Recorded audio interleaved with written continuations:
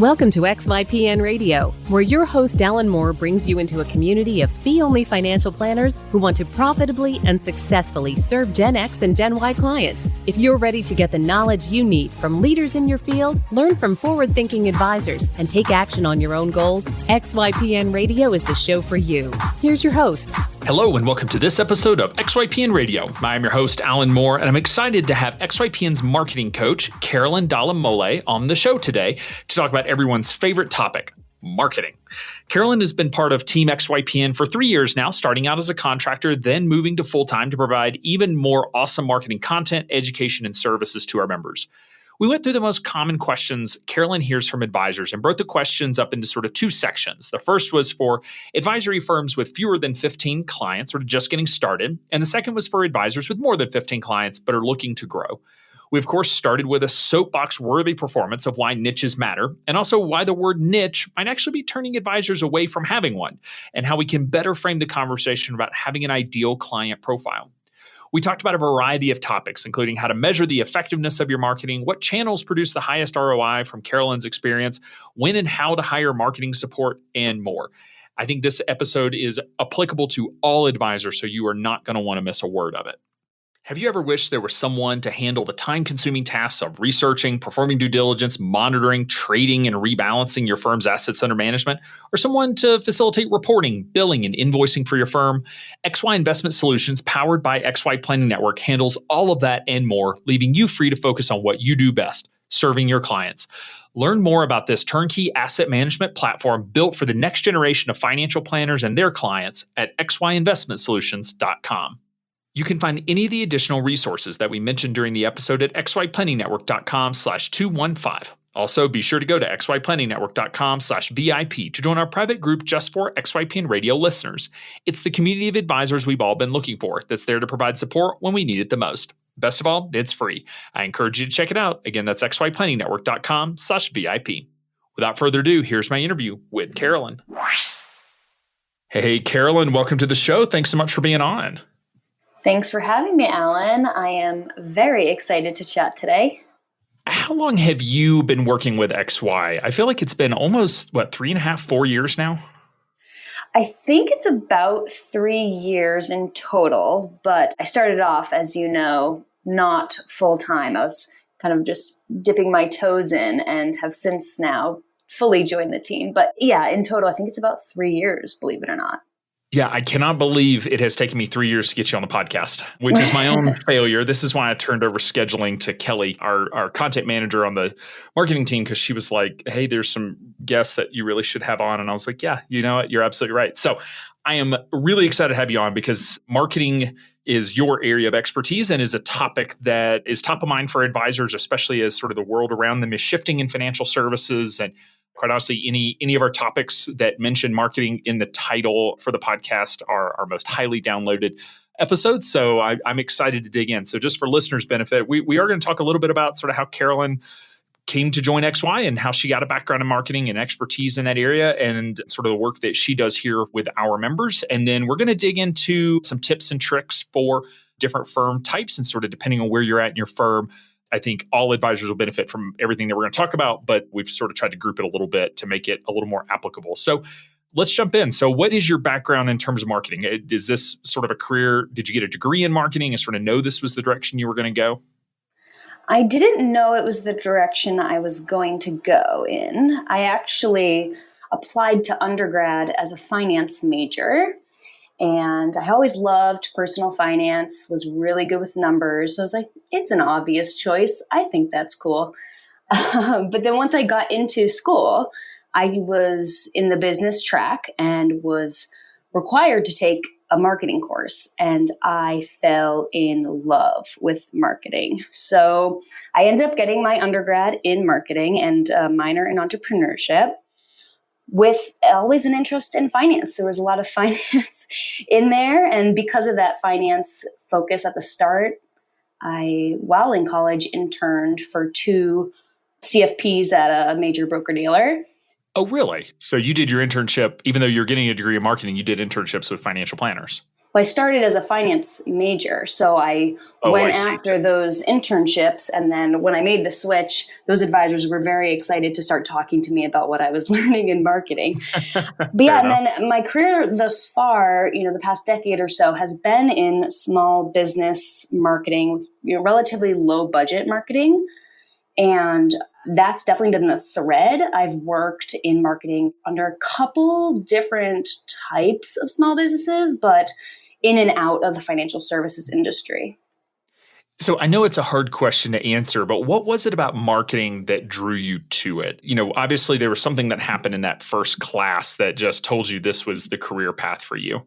hmm In looking back, I think it was that marketing is both analytical and creative because I have a very strong creative drive. If I was only working with numbers, I would probably have a lot of hobbies outside my work because I have very creative energy naturally. And I've always been in theater, art of many kinds. So when I encountered marketing, it felt like I could play with numbers, that I could watch data, that I could run experiments, but all the while, can flex that creative muscle that I have. I love that you say and just point out that marketing is both creative and analytical because I think a lot of folks think of it primarily as creative, like, oh, I can't do marketing because I'm not very creative. But Mm, if you're pure creative, you'll really struggle to run a marketing program because in the end, you have to have data to tell you what's working and what's not working, right? Which is a topic we'll talk about here in a bit. I feel the same way about personal finance that you can't be all numbers and you can't be all people. You have to love people and you have to love numbers. It's sort of interesting hybrid careers that we've chosen. absolutely. I think that can be a wonderful limitation to bust down right off the start of this talk is if you feel like I'm not very creative or I'm not very good with words, it's like, well, actually lean into your analytical skills or lean into the skills that you do have. There's a way to use those in marketing. So, just in general, do you feel like anyone can do marketing? I mean, some are going to do it better than others, but is this something either you have it or you don't? Or can everyone sort of find a place for themselves from a marketing standpoint? I believe everyone can market. I don't know that everyone would enjoy each element or different strategies that you can choose from, right? So if you're hating your marketing, it might be that you're in the wrong strategy and you're just, banging your head up against the wall. But there's so much option out there. And ultimately marketing is communication. So you could just start communicating, start putting messages out there, even if your design is really bad. The people that love your message and resonate with it will have that moment of clicking with what you're saying and want to join the bandwagon. So it's more about finding your sweet spot than it is trying to stuff yourself into a box someone else set up.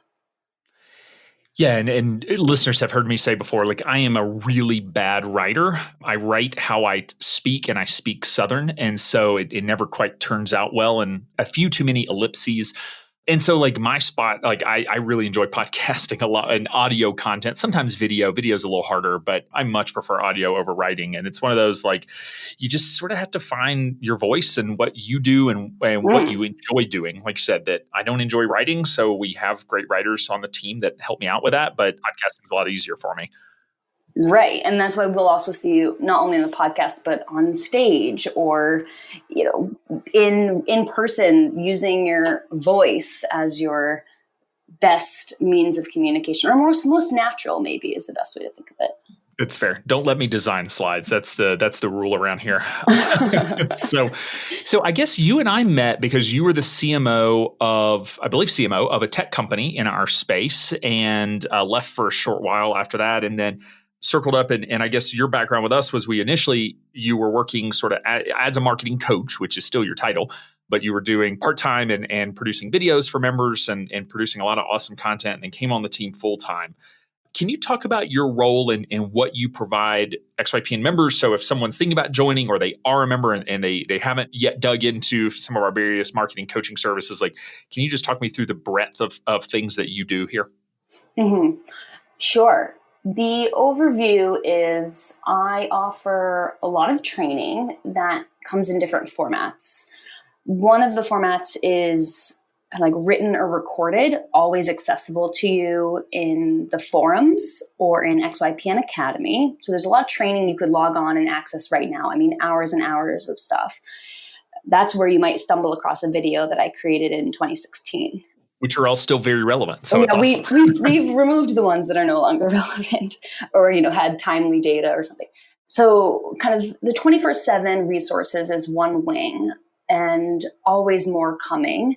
The other format is what I like to call group coaching, where that's where the webinars come in. That's where different live programs, where we have Zoom meetings in groups of a couple dozen, and I come up and do a training on something relevant to where you're at.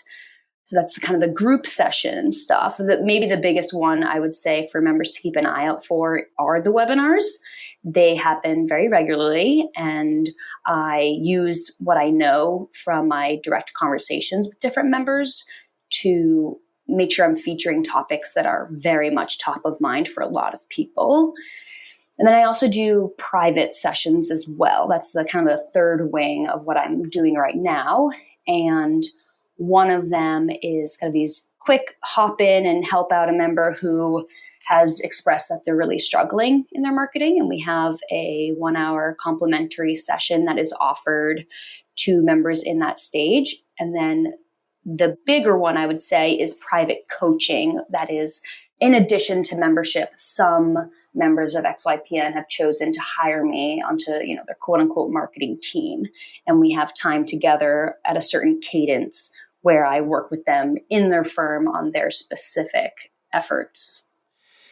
Yeah, I love that framing. I think of it as one to many, one to few, and one to one. And that one to many is the webinars. They're pre-recorded. Many are pre-recorded or live, and that's an opportunity to just come and learn sort of in a one to many format. And then we have the one to few, which we have our content marketing workshop now that I think we're increasing it so that 24 members can go through that at a given time. And that's sort of a super intensive 7 to 8 week program.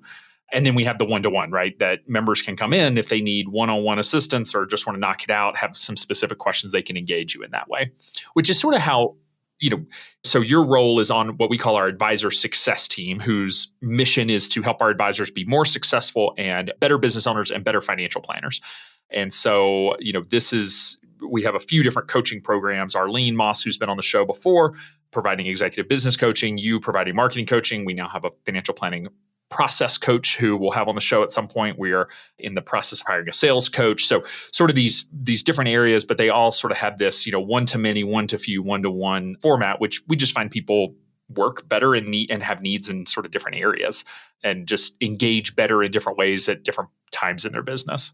Absolutely. What I find is sometimes the group sessions are really helpful for those who are in somewhat of the beginning years of starting their firm, because at that stage, a lot of the questions and a lot of the challenges are similar to your peers. And then as you get a little bit more advanced, you might hit more steady growth. Your challenges might be different. You might very much be trying to perfect a certain campaign or initiative that your firm has found successful and you want to level up. And that's when sometimes they'll hire in a coach like me. So I want to just dive into talking marketing because this is an area where I enjoy. I don't know that I'm very good at it, but I enjoy watching great marketing and seeing all the campaigns and the funnels and all the cool things that we've been able to start doing here at XY. Obviously, as we've grown, we've had a little bit more resources to do so. But I love seeing what we can do inside of a one person or 3 or 5 person firm and making the best use of time, because marketing is one of those areas where you can spend an infinite amount of money, right? Whether you have $0 or $1 billion for your marketing budget, you can spend it. But putting that money and putting more importantly, your time into the highest sort of ROI areas is really the challenge. And so I want to just jump into, we're going to start with, we'll say beginning firms. So firms that are just getting started, let's say before they're in their first year or two sort of fit this bill that, you're either starting a new firm, or you're sort of in that grow phase where you're headed to 50 clients or that 125, 150,000 in revenue mark. And just sort of go down the list of what are some of the really common questions that firms in this stage are coming to you with. And then we'll just sort of chat through each one in terms of how you're helping advisors. Sounds good to me. I love to actually frame the beginning stages as less on the calendar, so a year or two. Sometimes people get anxiety when there's a ticking clock. And perhaps a better way for anyone who's listening to think about it is, are you trying to still get your first 10 to 15 ongoing clients? That space is very unique. And often it does fall in a year or two range for folks. But if you're getting anxiety because you're in month 9 and you only have 6 clients, maybe you just start focusing on the count versus the clock. There are certainly common questions I hear at this stage. They tend to be more broad and also inquisitive about what's working for others. So that would be perhaps the first question is, when you hear about marketing, I talk to a couple hundred advisors directly every year. And so what do you see is working for others? That's a big, big question I get. Do you see advisors coming to you with their niche, sort of their ideal client profile already in mind? Or maybe what's the percentage of folks who have a niche when they come to you versus not having one? Mm-hmm. I would say, if I had to give a loose percentage, I would say about 20% are confident and comfortable and excited about their niche. Maybe 50% are trying to choose one, but are hesitant or worried about committing to it. They worry that they haven't articulated it well yet. And then the remaining, 30% are rejecting the idea of a niche. You mean people aren't listening to me and Michael? How dare they? Well, I find sometimes we can actually hit on that first before going so broad into what's working for others. We can definitely tackle the niche thing. As a marketer, I understand the power of a word. And so sometimes when I see someone who's either on the fence or rejecting the idea, I say, let's take away that word. Let's not call it a niche. And instead, let's imagine that you create a brand that clearly resonates with a group of people.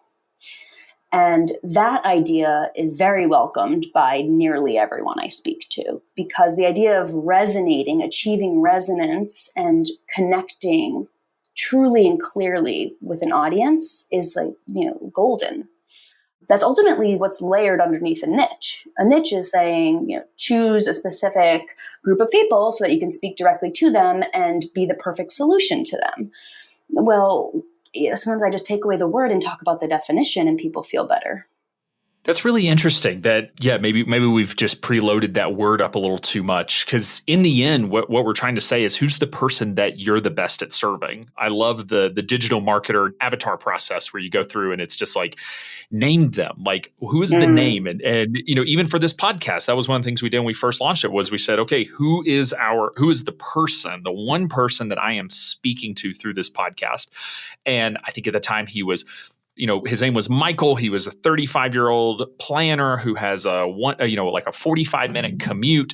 He's working in a fee-only firm. He, reads Kitsis's podcast and probably Bob Barra's. These are the conferences he goes to. These are the pain points. He's part of a failed succession plan. Like, went all the way down through all of these resources. And then, that's how we made the decision on, that we were going to post on Wednesdays, was because we figured that by the time Wednesday comes around, they're just like done. If they don't like their job and they're commuting a long way, like by Wednesday, they're just done. By Friday, you're like, oh, the weekend. And Monday is a little too chaotic. So like, those are the decisions that you can make when you say, like, because people are going to ask the question, what's working? Should I do a podcast? What day should I publish on? Should it be 20 minutes or an hour? Like, when my wife was breastfeeding, she found this podcast that was for breastfeeding moms, and they were 10-minute episodes. Which I just think is so brilliant, because, breastfeeding in the middle of the night, kind of hard to stay awake, but you got to. And that was, someone was building a podcast for breastfeeding moms, and they made 1.5 hour long or 2 hour long episodes like Kitsis does. It would never work, and vice versa. Like, Michael isn't going to do a 10-minute format, but you have to know who you're talking to. And so anyway, people know my soapbox, and I'll continue to preach the message. But it's good to know that maybe backing off a little bit of just saying niche and saying, like, who's your ideal client? Who's the person that you want to be the best at serving? Because in the end, in my opinion, until you have that, we can't design a marketing strategy. There's just too many options. It actually is way too overwhelming to not have a vision of who your perfect client is. If you can name them, imagine them, it might be a person you actually know, whether it's in your personal life or maybe a client you've already worked with. That is so powerful because, to your point, I completely agree. Every little decision you can make in 2 minutes versus 2 weeks of worry. So super powerful. There's a lot of different places you can go to create exercises or go through what your avatar is, including, resources at XY. But that is certainly a big part about niche. And then going back to the, what's working for others, we can maybe tackle that. I don't know how broad or specific we want to dive today. Yeah, it is a good question because in the end, again, it's like, well, what's your niche? And I'll tell you what's going to work. So sort of generically, I guess at a higher level, what are some of the most effective marketing strategies that you are seeing advisors implement? I mean, we just had our last episode was with Sean Tidlaska, San Francisco, like half of his clients come from Yelp. And I think that has to do somewhat culturally with just people in San Francisco use Yelp. People in Montana do not. Most places here don't even have websites, so it wouldn't matter. So I am curious, just sort of in general, are you seeing some channels that tend to do a lot better than others, especially if you're starting out and have a lower budget? Channels are tricky because that is one where I'd have to pull out the whole, it depends on your circumstance answer. What I will say that's applicable to everyone is I would really encourage a mix of digital and offline.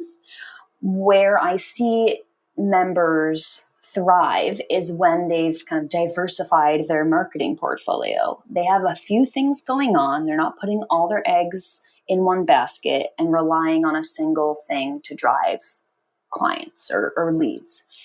So mix in some offline and online. We see in our benchmarking survey that networking, working with COIs, center of influences, and actually connecting with humans in the real world remains on the top of what truly drives clients.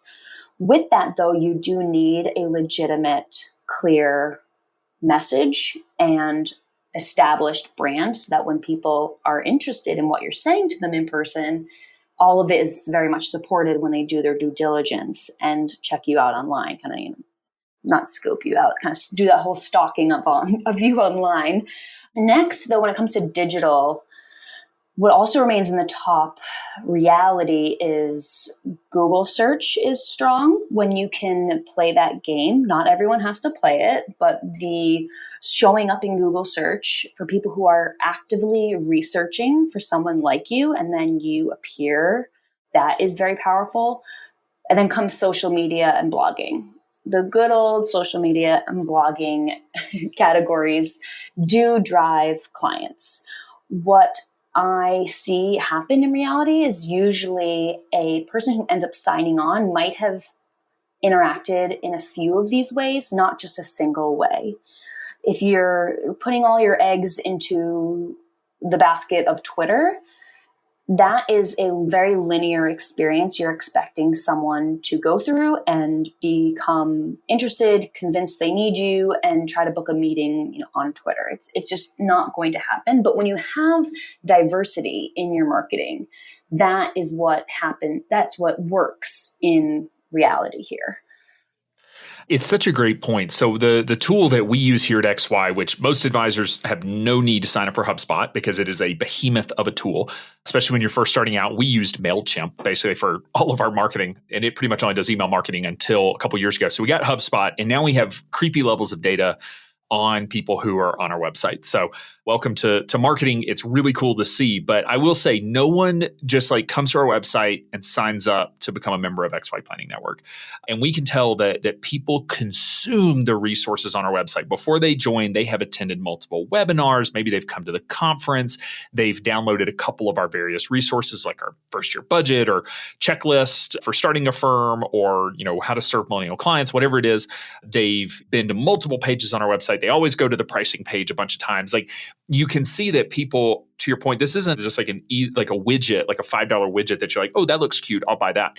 This is a big purchase, whether it be, and I always think of XYPN membership as, similar to advisors selling financial planning to their clients, because I think the experience is very similar. The business model is very similar, but no one just randomly comes off the street and like, oh, I guess I'll start a business and sign up with XY. Like they consume a lot of content. And so for advisors, having that content out there is so important, but it's also, again, it comes back to what content are you writing? Like the internet doesn't need another Roth versus traditional IRA blog post. We have enough of those. What we need is content specific to the clients that you serve, because that's content that doesn't exist. If you specialize in working with target executives, talking about, issues that target executives experience with their compensation packages and all the ins and outs of that, like that's awesome content that no one else has. Again, we don't need another generic post, just my opinion. I agree. And you can end up having fun with it too. When you have a clear, perfect, dream client in mind, you know what they might want to read and what they would rather you figure out, like the difference between different retirement accounts. So for instance, let me give a very specific example. There's a member that I have done some work with that is trying to bring on more clients. So he's kind of in the growth phase. He's stable and now trying to bring on more dream clients because he feels like he can finally take that under his own control. He is a triathlete and wants to kind of hang out with more triathletes. So he's creating some content, adjusted a lot of the messaging on his site and images and what have you, really leaning into sharing his own trainings and races and what have you. But what would be relevant to a triathlete's finances? Well, apparently you need a lot of budgeting and play money for that kind of a hobby, between the bikes and the gear and sometimes maybe an ER visit. there's a or two. there's a whole little conversation about, you love this hobby, you want to do it for as long as you can. Well, to do that, let's make sure that the finances are there and supported, that you're making conscious decisions about how else you're spending your money on other aspects of your life. But yes, you deserve this play money, and here's an emergency fund, and here's maybe a way to save on your gear or something, right? So there's fun ways to start to generate content that's relevant to finance, and also the specific person you would love to call you up tomorrow. Yeah, that's an awesome niche. And I think one, just understanding the lifestyle that a triathlete experiences and the amount of hours that they spend on a bike and running, and just be able to speak the language and be able to understand and talk about bike gear, whatever the latest and greatest thing is for bikes, and be able to make the call of like, is a set of $3,000 wheels really worth it? Because for some folks it absolutely is, and that's a good spend. Others, not so much. Mm-hmm, so. Mm-hmm. And along the lines of podcast, it was very easy for this person to make the decision to launch a podcast, because he's like, I know all my triathlete buddies listen to podcasts on their long runs. They're out there for 2 hours running. So they're listening to long form podcast episodes. And then the content, for that type of podcast, you don't even have to, it doesn't have to be focused on, just personal finance. Like you can have triathletes on talking about triathlons and training and finances. Like it can be this cool blend because you know who your target market is. So I will say, like, I should have warned everybody, maybe I will in the intro. If you don't want to hear about why having an ideal client matters, then this is the wrong episode. You can't listen to anything marketing related from us. But I will say, like, some folks just like truly don't know their niche, right? They just don't know. They're just getting started. They don't have that ideal client profile yet. I experienced this when I first started my firm because I'd never been a lead planner. And so I just didn't know. I thought I knew. And then I thought I wanted to work with recently divorced individuals, and I got the CDFA and then hated that work. It was too much for me.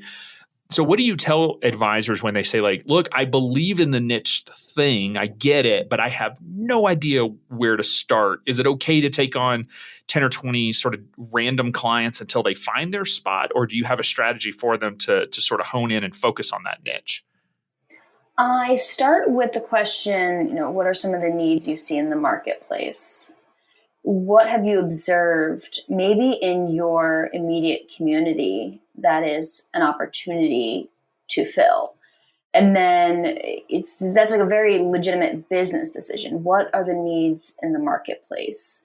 Then I can do a fair amount of probing around who they actually do want to work with, because sometimes they might not know the person's profession or even age, but they might know a lot about how they think about life, or how they would want to interact with their advisor, what topics they might be really concerned about in meeting number one.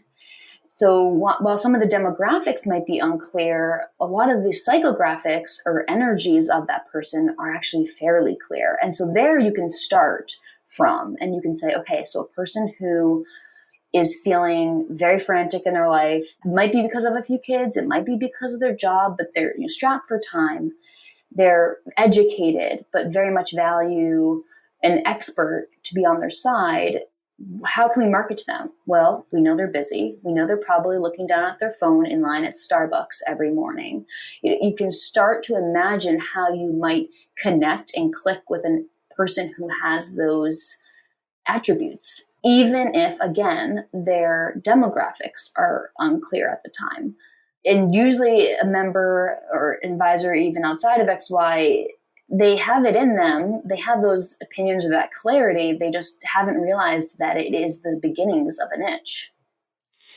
Yeah. And to add to that, also, it's like, do you have a natural in somewhere? Do you have a natural market that you can serve, that you can become the best at serving? Because your dad was a Target executive, or your spouse is a pharmacist. So you just have access to a market that many of us don't have access to. You understand a little bit better than most. Anyway, so I love those sort of two approaches for starting to really hone in, because I'm with you. I think everyone has someone that they really have a craving to serve. They really have a desire to be able to help, and it's just uncovering that, and quite honestly, then just accepting it and saying like, yeah, this is how I want to build the business. Mm-hmm. Or at least this is how I'm going to start the business. It's sometimes folks on client 1, 2, 3, 4, 5, they're putting so much pressure that every decision they're making is set in stone. And a lot of marketing, a lot of building up business or being an entrepreneur is making an assumption, going out and testing it, seeing what happens. Yeah, always a good reminder that nothing that you do today will be forever. You'll be constantly making changes. And marketing is definitely one of those areas where there's just a lot of changes, that there's a lot of testing, and I think this will work, and you try it and it doesn't work. It sort of leads into like actually staying focused on what does work and what doesn't work, which is hard, because I find tracking marketing KPIs or key performance indicators, to me, is one of the hardest pieces of data to really get your arms around and really understand. I mean, sales is easy. I had this many meetings, this many calls, I closed this many clients. Like, to me, that tracking that data is a lot easier. Marketing to me is like, well, I wrote 12 blog posts. Were they effective? And how do I measure that? So what do you recommend for advisors in terms of like how to track and figure out what's actually working, and then invest their time and resources into those particular areas? I love this part. Here comes my analytical brain. So let's use the example you posed in your question, which is, I wrote 12 blog posts. Did it work? I don't know. I did get, 4 prospects this quarter. So my question in that moment is, well, what did you hope the blog posts would do? Because the idea of I wrote 12 blog posts and that's it is so random. It is not anchored in a goal or an intention. So for instance, off my blog posts, I really hoped people would end up on my services page. There's a way with a free tool called Google Analytics to see how many people actually did that. And then your thought could be, well, I'm hoping the services page gets people to look at my about page and then at least look at the book a meeting page or look at my fees. So you can see a lot of the paths folks take if you know your intent for the page or for the action. Another thing is, do my blogs work? Well, one part of that is, how are we getting blog readers? You can see also in Google Analytics where your sources of traffic to the blog are coming from. Oh, wow, 1 is coming from Facebook, but 20 came from Twitter in the past week. That is powerful data. It's like, okay, do we want to delete our Facebook page? Do we want to completely forget about Facebook because it's 1/20th of the impact that we're seeing from Twitter? So it's just like you have to kind of know the path. And I would encourage anyone who's listening that's interested in this kind of path, or what a lot of folks call the marketing funnel, is to look at the XYPN blog. I wrote a post about tiny marketing funnels. If you Google tiny marketing funnels, Carolyn, it should come up. Yeah, we can link to it in the show notes as well. Perfect. That walks through a literal example of a marketing funnel that you can then actually track. The idea is you design specific paths you think some people will take, all the way from, wow, your firm exists, to I'm ready and excited to meet you. So that post is definitely worth a read. I think it's a 5-minute read. But the ultimate reason why it's difficult at a larger view to track KPIs in marketing, as you pointed out, is that marketing is that experience. People kind of bounce around a lot. They aren't buying $10 sunglasses. They are making a big decision for their life and maybe their families. So they spend some time. Their actual path might be a little bit all over the place if you looked at the data. But when you design marketing, you can say, my intention for this blog post is that it encourages someone to click on one of these two things. And then after a week of it being launched, you can say, okay, how many people clicked on one of those two things? And where did my traffic come from? So that you can start to iterate, as long as you know what your hope was at the very start.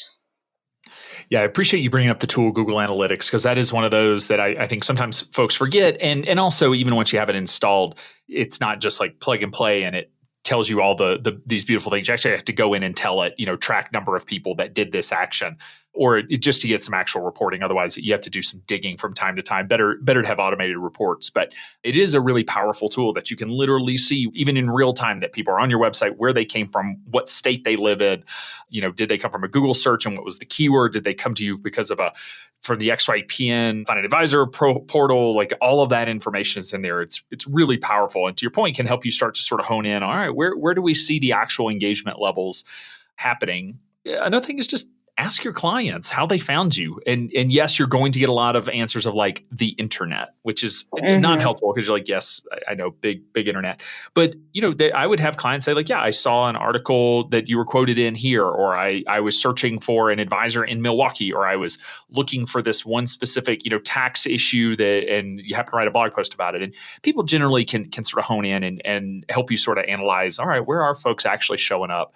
But again, sort of, it all comes back to the question of just like, what is the most effective? So before we move on to our talking to some of our more advanced firms that are past sort of these early stages, like, what do you see just maybe 2 to 3 highest ROI, highest return on investment areas that an advisor can invest in from a marketing standpoint, whether it be time or actual money? Where would you tell those advisors to start? I think the number one most effective, or I actually put it as most efficient, hence ROI, strategy or thought process, is to go to ponds that already have fish. When you're starting out, it's great to maybe start a blog or start a podcast, but that can be a slow growth. It just ends up usually being a little bit slower, steadier, and build up over time. So where are your ideal clients right now? What are they listening to? What are they reading? Who do they look up to? What types of podcasts are they already tuning into? And hustle your way to get in front of an audience that already exists. That can be incredibly efficient, because there are lots of content creators out there, especially in this day and age, who have built up audiences of 5,000, 50,000, and you can work hard to sell or pitch that person on why you should be their next interviewee.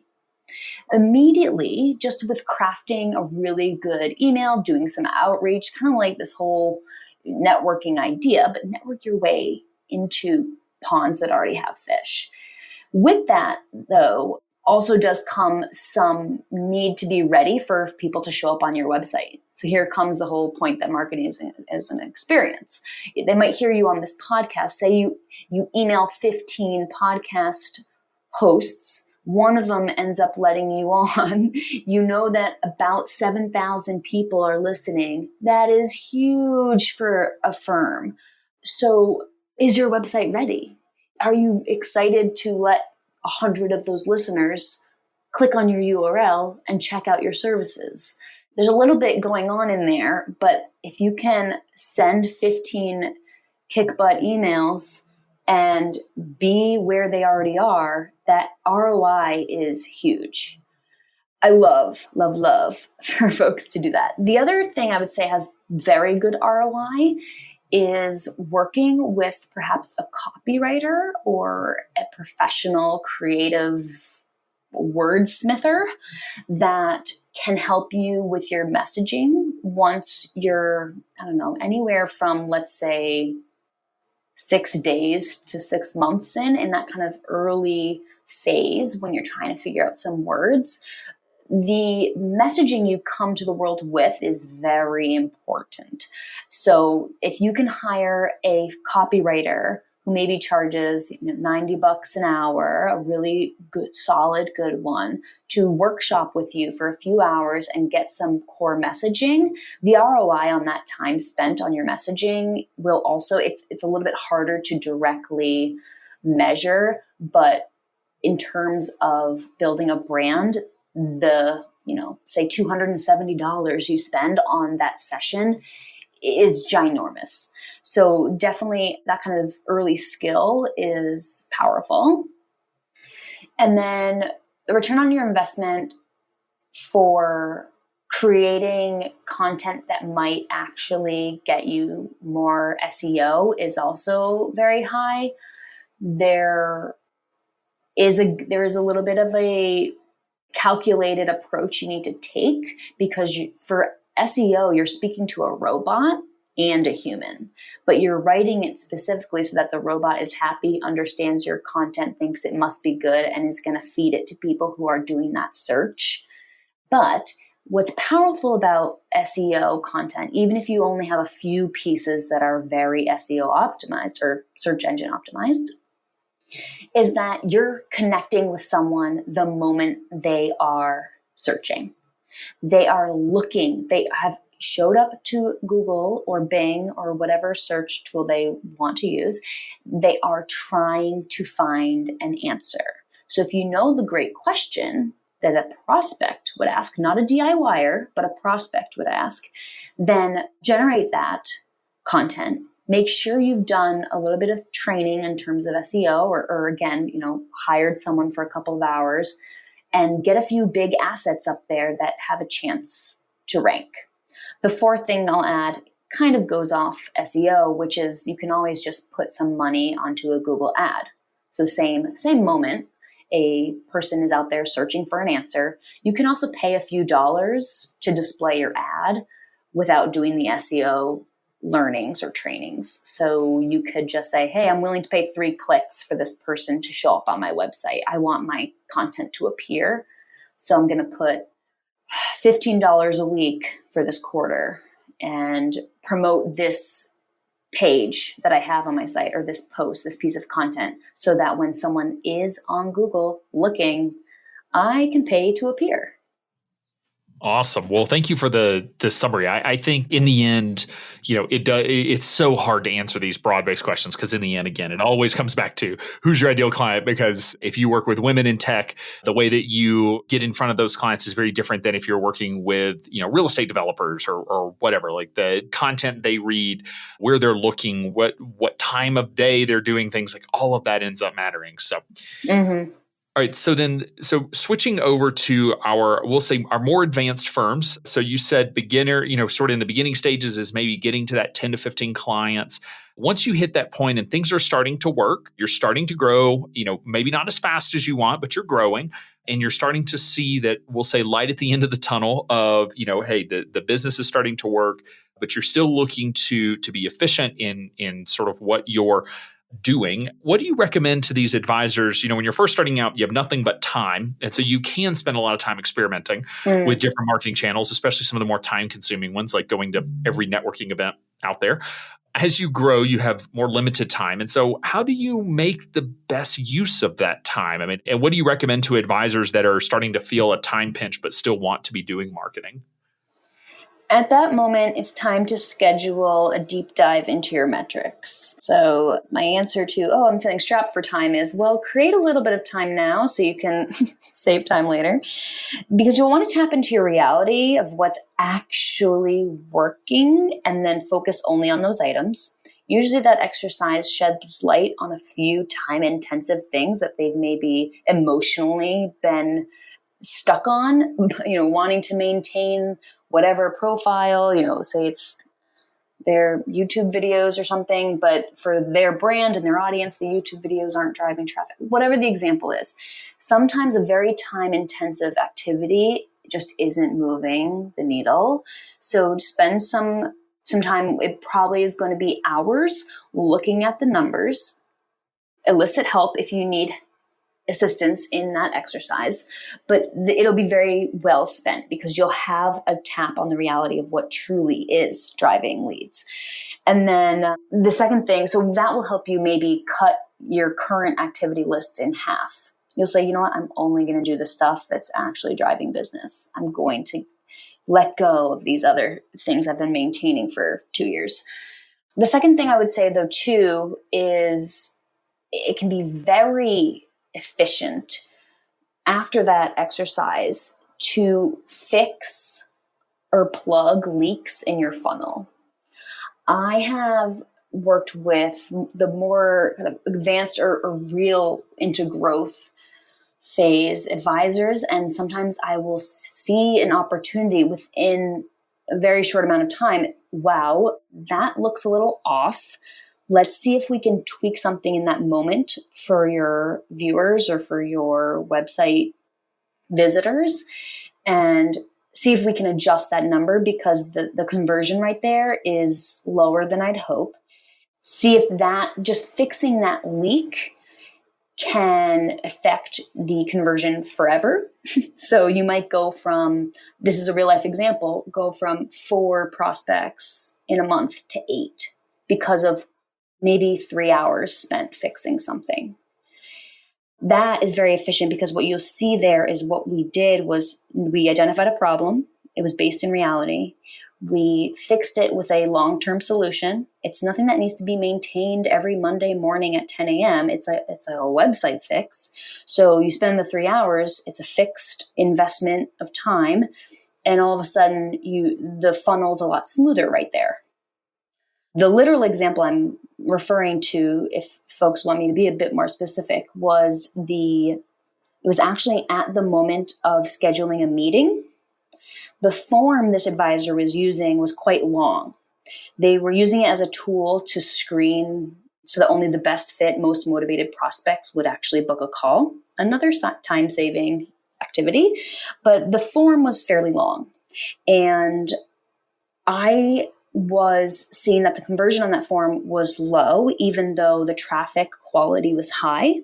So my assumption was that people were giving up and leaving the page or just not completing the full form, and that there would be what I call partial completions.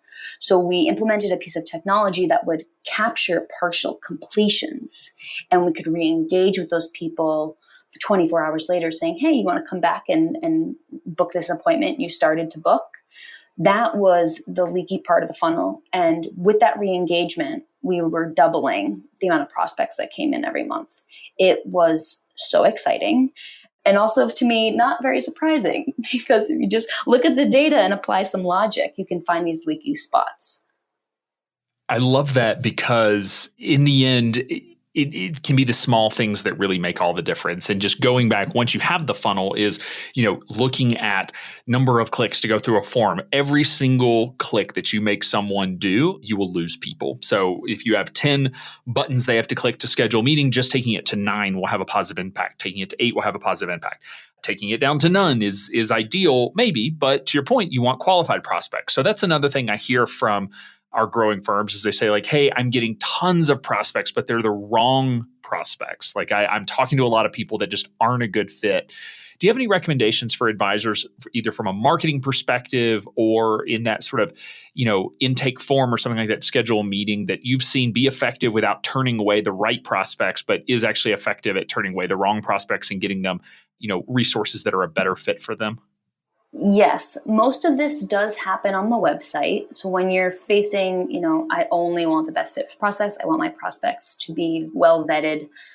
A lot of those adjustments happen on the site itself, where usually firms are, getting their meetings booked. So with that, the first adjustment I would say is take away half of the buttons on your site that say schedule a meeting, schedule a meeting, schedule a meeting. You are actively suggesting all over the place that people should schedule the meeting now. So instead, say, what would I hope that every prospect will read before scheduling a meeting? Maybe you hope they read the homepage, read the services page, definitely see your fees, and see the detail that you only meet virtually or something. Well, then create a website that guides them through those details. And only once they've seen those details do you present a big orange button that says schedule a complimentary session. That's one thing. Just reduce the amount of buttons that are sending people to that page. Make sure they see the important information first.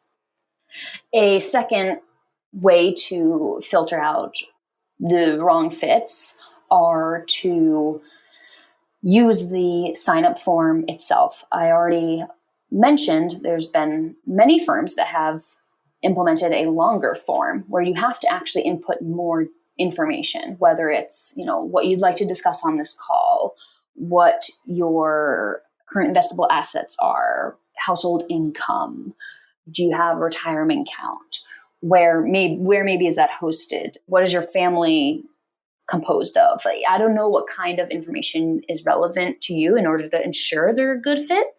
But just ask more questions. The person who's very motivated, the person who's very serious will fill it out.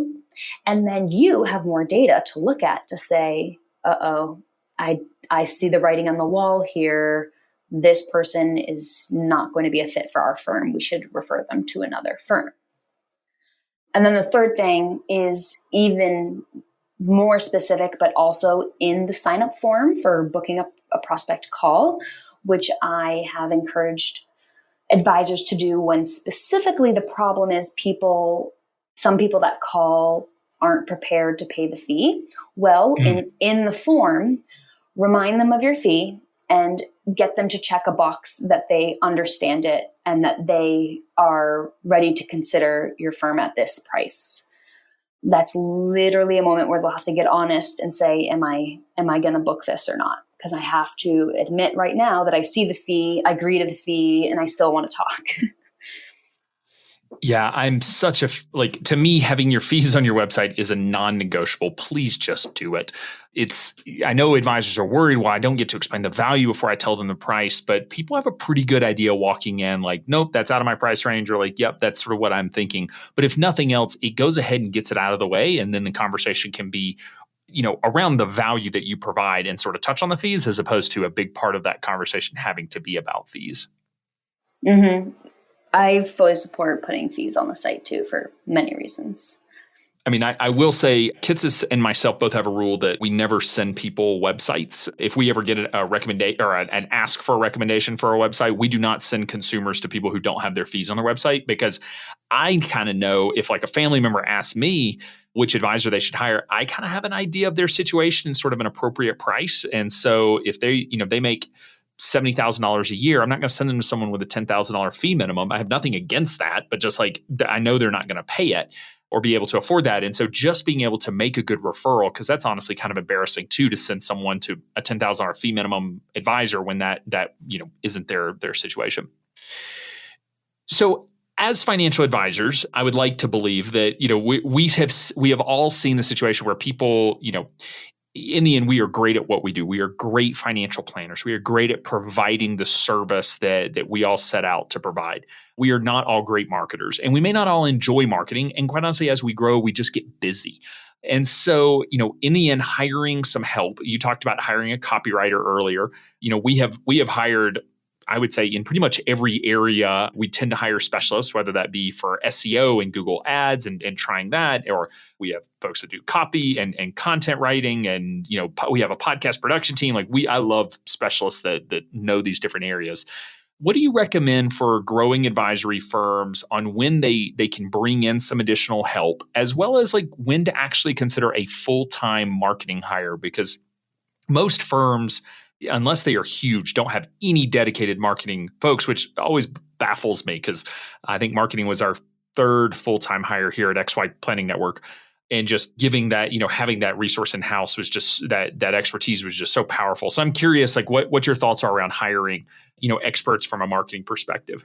Yes, there are a few ways to think about this as a business owner. So let's start there. One is, what would the value or what would the output of this hire need to be in order for them to at least pay for themselves, at absolute least? So for instance, making a full-time hire is a big decision because the cost there to the firm will be particularly high.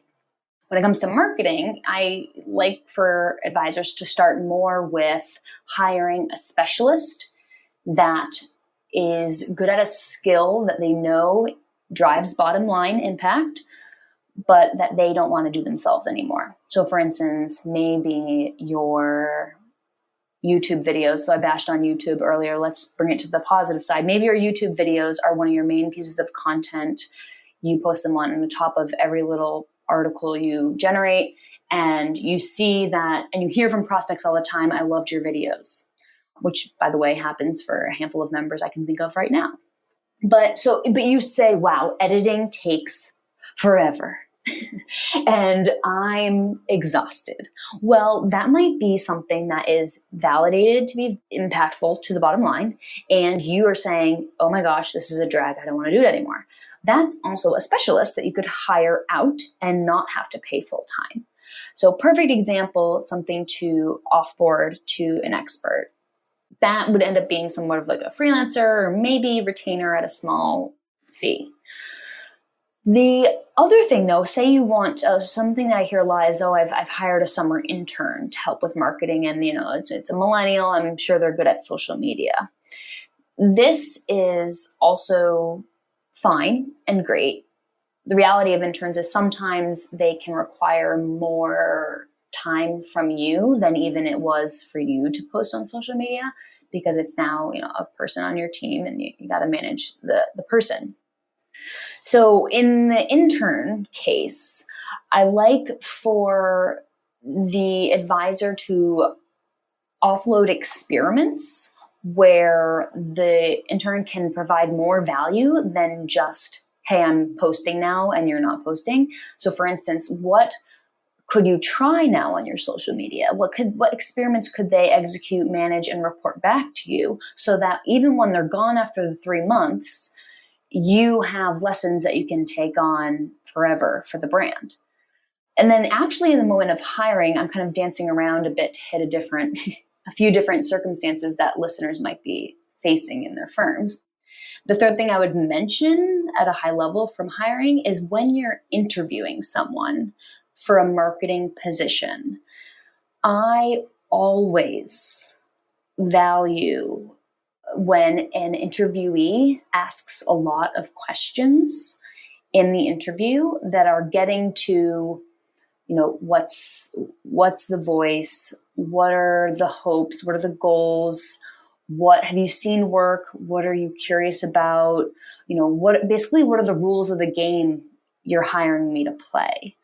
If a interviewee isn't asking many questions and they're coming in for a marketing role, I get very concerned and probably don't even do a second interview, because so much of marketing, even if they're skilled and experienced, so much of marketing depends on the particular brand you'd be representing. So they should be very inquisitive about you, about your voice, about who you're trying to connect with.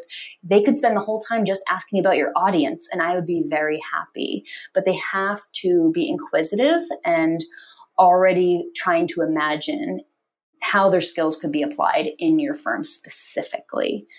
I don't know if there's anything else you want me to hit on in terms of hiring. I kind of ran the gamut out of a few situations. Yeah, no, we could we could do a series of podcasts just on hiring folks. I love that last point though, because that's something we always look for. If folks don't have any questions, it makes me think they don't really want a job.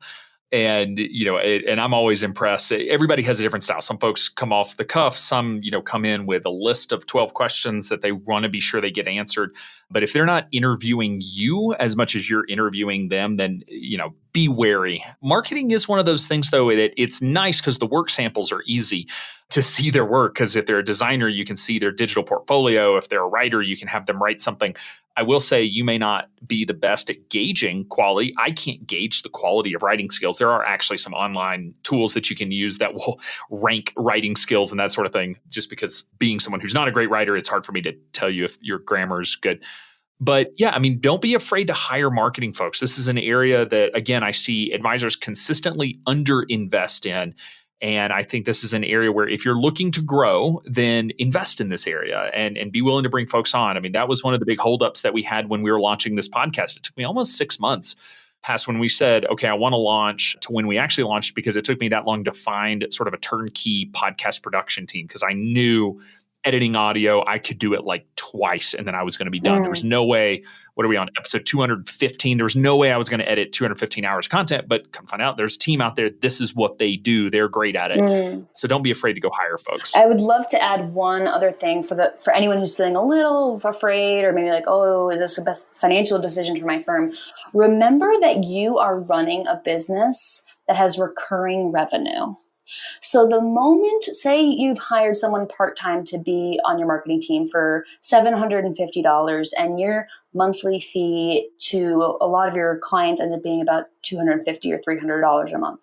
Well, the moment that marketer has helped you bring on 3 extra clients, they have paid for themselves and you are just now in the green with them. You are running a business model that makes it so easy to hire because you have recurring revenue. So just do that math and it can be a little bit less scary to go in and say, yep, $750 a month, let's do this. Yeah, the ROI of marketing is a lot easier to show that, sometimes it's hard with like a paraplanner where you're handing off tasks that you do every day. It's like, oh, but I could do that task. Marketing is one where they can actually add to and be able to bring in more clients. It's a little more one-to-one. I'm a huge fan of hiring the paraplanner because it frees you up to go do other things, which is an ROI, but it's sort of it's a little less directly connected, if you will. So as we're coming to a close, any final tips that you want listeners to walk away with, regarding marketing, and as they're thinking about their marketing funnels and their strategy and sort of what they're looking to do? Any final words of wisdom from a marketing perspective? Yes. 2 things. First, know that marketing is constant experimentation, so don't be too hard on yourself. And also, under the veil of constant experimentation, there comes, you'll never reach perfection. So some of that just has to start to become a little more comfortable. The second thing is, please start experimenting.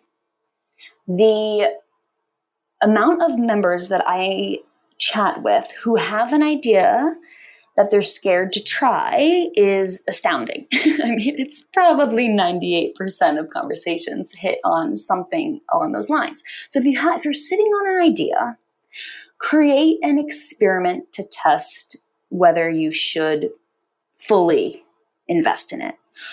The way you craft an experiment can depend on your willingness to place your bet. But if you want it to be very small, well, maybe you just ask a few people, show them a prototype, get feedback. Maybe if you're willing to spend 6 months on the experiment because you want to try a podcast, but you have no idea what it's going to do, well, then don't imagine yourself having to run the podcast for your entire life. Create a podcast that you can launch, create, and benefit from if only you launch 6 months worth of content. If you're sitting on that idea, try it out, say what success metrics you'll need to see to make it worth it, and then reevaluate when the deadline comes. But the reason marketers are full-time on a lot of teams at larger companies is because it's a huge job that is ever evolving and can always be better. So you're kind of owning that, wearing that hat in your firm, perhaps on a smaller team, but take on that same routine of experimenting to see if that idea you have is worth going after. I love it. Well, Carolyn, thank you so much for taking the time to come on and share your expertise and wisdom for XYPN members. Be on the lookout for upcoming webinars and workshops and sessions at the conference. And if you need some one-on-one help, reach out to Carolyn directly and let her know. But Carolyn, thank you again for taking the time to come on. Thank you, Alan. I was glad to have a chance to maybe spread some wisdom today. Have you ever wished there was someone to handle the time-consuming tasks of researching, performing due diligence, monitoring, trading, and rebalancing your firm's assets under management? Or someone to facilitate reporting, billing, and invoicing for your firm? XY Investment Solutions, powered by XY Planning Network, handles all of that and more, leaving you free to focus on what you do best, serving your clients. Learn more about this turnkey asset management platform built for the next generation of financial planners and their clients at xyinvestmentsolutions.com. Be sure to join our VIP community at xyplanningnetwork.com/VIP to hang out with other XYPN radio listeners, ask questions for future mailbag episodes with myself and Kitsis, and to finally find a community of like-minded financial advisors. Thanks so much for joining me today. We'll see you next time. You're not alone, and you're not crazy. It's scary starting, building, and growing your own financial planning firm. And that's why we put together a free private community just for you, the Cutting Edge Financial Planner. Go to xyplanningnetwork.com/VIP or text XYPN Radio to 33344 and join a network of thousands ready to change the lives of Gen X and Gen Y clients.